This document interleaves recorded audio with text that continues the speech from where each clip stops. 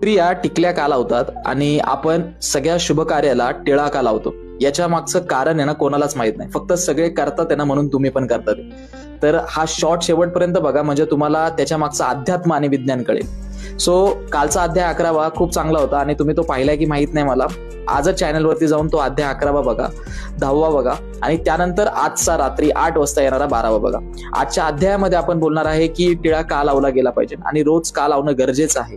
स्त्रिया टिकल्या लावतात त्याच्या मागचं सायन्स काय, नक्की असा कोणता ग्लँड प्रेझेंट आहे जिथे आपल्या 2 आयब्रोज ज्या आहेत त्या तिथे मीट होतात, म्हणजे 2 आयब्रोज जिथे मीट होतात तिथे कोणतं ग्लँड आहे की त्याला स्पर्श झाल्यानंतर ते एवढं ऍक्टिव्ह होतं आणि तुमची स्मरणशक्ती आणि तुमचं एकाग्रता एवढी वाढवतं. ओके, सो बऱ्यापैकी रिसर्च मध्ये हे सांगितलं गेलं आहे की जे वुमेन असतात, म्हणजे जे स्त्रिया असतात त्यांचं जे कॉन्सन्ट्रेशन, एकाग्रता खूप चांगली असते, पण मुलांची ती नसते. ओके, किंवा पुरुषांची ती नसते. का नसते माहित नाही, पण त्याच्या मागचं सायन्स मी आज त्याचा उलगडा